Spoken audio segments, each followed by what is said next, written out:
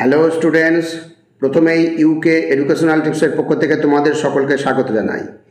BA প্রথম semester রাষ্ট্রবিজ্ঞান suggestion হিসাবে আজকে যে ভিডিওটি দেওয়া হয়েছে তোমরা লক্ষ্য করো। নর্থ বেঙ্গল ইউনিভার্সিটির রাষ্ট্রবিজ্ঞান মেজর এবং মাইনর স্টুডেন্টসদের জন্য ইউনিট 1 থেকে বেশ কয়েকটি গুরুত্বপূর্ণ অতি সংক্ষিপ্ত প্রশ্নোত্তর আজকের ভিডিওতে আলোচনা করা হয়েছে। তোমরা লক্ষ্য করো এবং তৈরি করে নাও। এখানে প্রত্যেকটা প্রশ্নই ভেরি ইম্পর্ট্যান্ট, অতএব তোমরা ভালো করে দেখো এবং তৈরি করে নিও। আজকের প্রথম প্রশ্ন হচ্ছে, রাষ্ট্রবিজ্ঞানের জনক হিসাবে পরিচিত। রাষ্ট্রবিজ্ঞানের জনক হিসাবে পরিচিত অ্যারিস্টটল। অপশন বি হচ্ছে সঠিক অ্যান্সার। 2 নম্বর প্রশ্ন, রাষ্ট্রবিজ্ঞান একটি বা রাষ্ট্রবিজ্ঞানের প্রকৃতি হলো, যে কোনোভাবে আসতে পারে। রাষ্ট্রবিজ্ঞান একটি হচ্ছে সামাজিক বিজ্ঞান, অতএব অপশন এ হচ্ছে সঠিক অ্যান্সার। 3 নম্বর প্রশ্ন, রাষ্ট্রবিজ্ঞান কি সম্বন্ধে আলোচনা করে? রাষ্ট্রবিজ্ঞান রাষ্ট্র ও সরকার নিয়ে আলোচনা করে। অপশন ডি হচ্ছে সঠিক অ্যান্সার। 4 নম্বর প্রশ্ন, রাষ্ট্রবিজ্ঞানকে তুলনা করা চলে কার সঙ্গে? তুলনা করা চলে রাষ্ট্রবিজ্ঞানকে আবহবিদ্যার সঙ্গে তুলনা করা চলে, অতএব অপশন ডি হচ্ছে সঠিক অ্যান্সার। এবার 5 নম্বর প্রশ্ন, পলিটিক্স গ্রন্থের লেখক হলেন। পলিটিক্স গ্রন্থের লেখক হলেন অ্যারিস্টটল, অতএব অপশন ডি হচ্ছে সঠিক অ্যান্সার, অ্যারিস্টটল। এবার 6 নম্বর প্রশ্ন, দ্য রিপাবলিক গ্রন্থটির রচয়িতাকে? রিপাবলিক গ্রন্থটির রচয়িতা হলেন এখানে হচ্ছে প্লেটো, অতএব অপশন ডি হচ্ছে সঠিক অ্যান্সার, প্লেটো। এবার 7 নম্বর প্রশ্ন, রাষ্ট্রবিজ্ঞানের শুরু ও শেষ রাষ্ট্রকে দিয়ে বলেছেন কে? বলেছেন গার্নার, অতএব অপশন এ হচ্ছে সঠিক অ্যান্সার। এবার পরবর্তী প্রশ্ন হচ্ছে 8 নম্বর, রাষ্ট্রবিজ্ঞান একটি প্রগতিশীল বিজ্ঞান, কে বলেছেন? রাষ্ট্রবিজ্ঞান একটি প্রগতিশীল বিজ্ঞান বলেছেন লর্ড ব্রাইস, অতএব অপশন ডি হচ্ছে সঠিক অ্যান্সার। এবার 9 নম্বর প্রশ্ন, পলিটিক্স শব্দটি এসেছে কোথা থেকে? গ্রিক শব্দ থেকে, অতএব অপশন এ হচ্ছে সঠিক অ্যান্সার। এবার 10 নম্বর প্রশ্ন, মার্ক্সীয় দৃষ্টিভঙ্গিতে রাজনীতির প্রধান আলোচ্য বিষয় কি?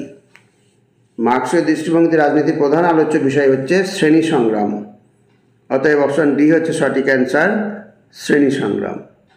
এবার 11 নম্বর, রাষ্ট্রবিজ্ঞানের মূল লক্ষ্য হলো রাজনৈতিক ব্যবস্থা ও আচরণ বিশ্লেষণ, অতএব অপশন ডি হচ্ছে সঠিক অ্যান্সার। এবার নেক্সট 12 নম্বর, রাজনীতি রাষ্ট্রবিজ্ঞানের কোন দিক? তত্ত্বগত দিক, ব্যবহারিক দিক? এই ব্যবহারিক দিক হচ্ছে সঠিক অ্যান্সার, অপশন বি।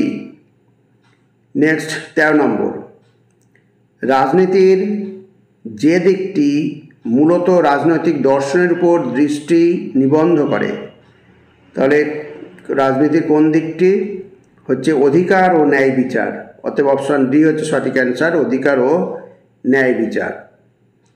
রাজনীতির যে পদ্ধতি বিশ্লেষণাত্মক দৃষ্টিভঙ্গির মাধ্যমে রাজনৈতিক ঘটনা বোঝার উপর দৃষ্টি নিবদ্ধ করে সেটা হচ্ছে ঐতিহাসিক পদ্ধতি, অতএব অপশন এ হচ্ছে সঠিক অ্যান্সার, ঐতিহাসিক পদ্ধতি।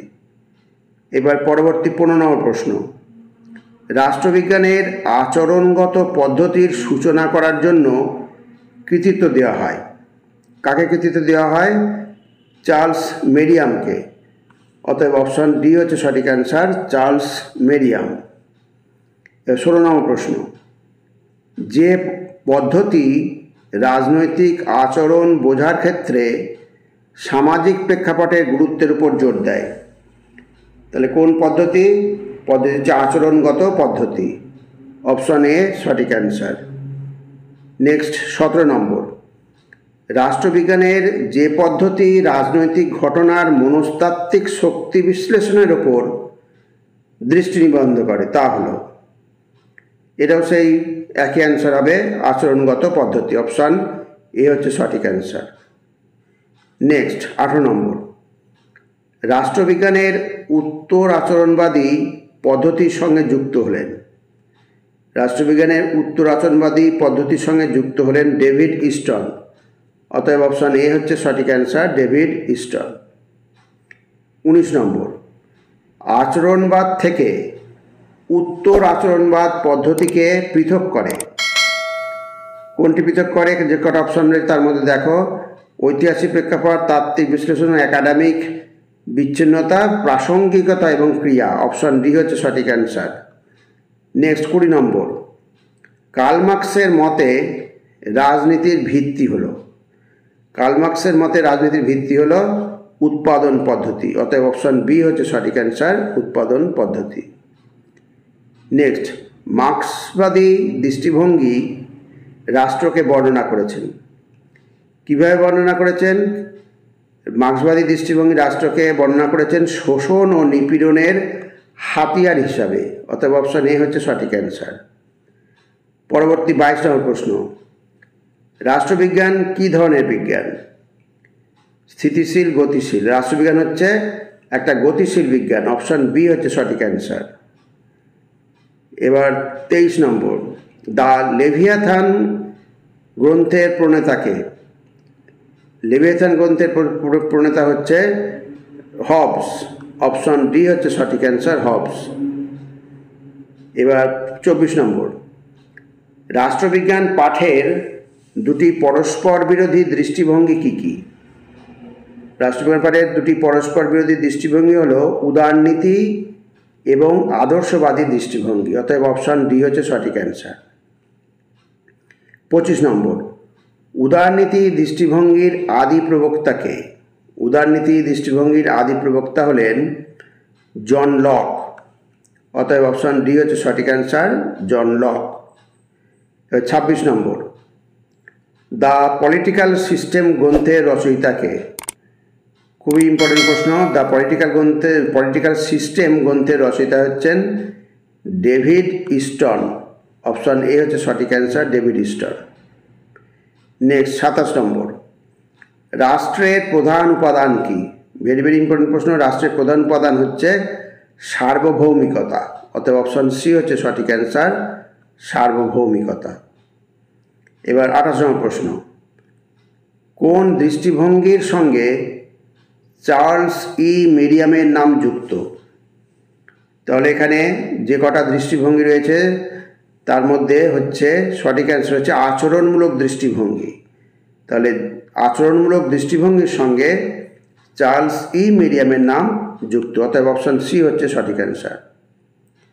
তাহলে স্টুডেন্টস, যে প্রশ্ন উত্তরগুলো দেওয়া হলো প্রত্যেকটাই তোমরা ভালো করে তৈরি করে নিও। এখান থেকে তোমরা অনেক কটা প্রশ্ন কমন পেয়ে যাবে। আর স্টুডেন্টস, এ প্রসঙ্গে বলি, তোমরা যারা এখনও এই চ্যানেলটিকে সাবস্ক্রাইব করোনি তারা সাবস্ক্রাইব করো এবং এর সাথে একটা লাইক দিও এবং তোমার ফ্রেন্ডসদের মধ্যে ভিডিওটি শেয়ার করো। তাহলে স্টুডেন্টস, আজকে এখানেই শেষ করি। তোমরা সকলে ভালো থেকো, সুস্থ থেকো। Thank you very much.